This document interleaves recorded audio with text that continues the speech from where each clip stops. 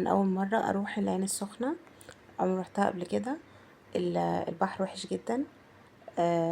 كنا في قريه بالم لاسيرينا بالم بيتش. معودين بقى، هو حته البحر الوحش بالاكوا بارك حلوه جدا. و... وايه كمان اللي قولوا معايا، بسينات كتيرة جدا جدا جدا. كل الشاليهات بتطل على بسينات، في كذا بسين.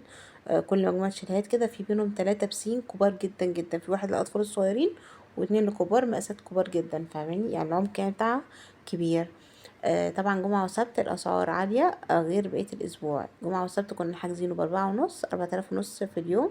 شاليه 3 أوض وحمامين. وكان دور اول، ما كانش ارضي بجنينه. معرفش اسعار ارضي بجنينه ايه، لكن ده كان دور اول. بيبص على البسين زي ما قلت لكم.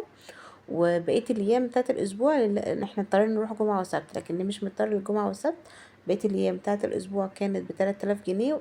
وده سعر تحفه، يعني تقدروا تاخدوا 3 ايام بتمن يومين، اللي هم ايه بتوع الجمعه والسبت.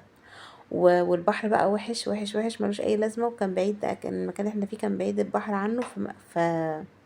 ما كانش يعني اللي بعيد عن البحر في العين السخنة ملوش اي لازم يروح البحر اساسا، لانه بحر وحش.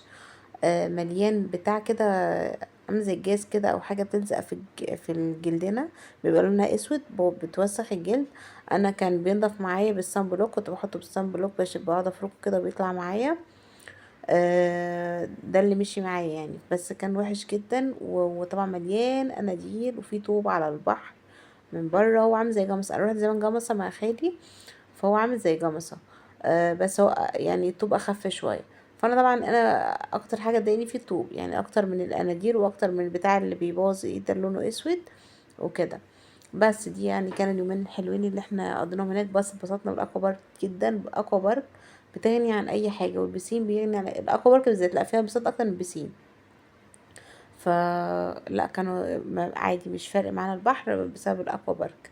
بس وطبعا من غير اكل ولا شرب، الاكل كان معانا احنا وحاجاتنا معانا. يعني دي شاليهات عادية مش فنادق يعني. بس ده كان اليوم بتوع العين السخنة الحلوين.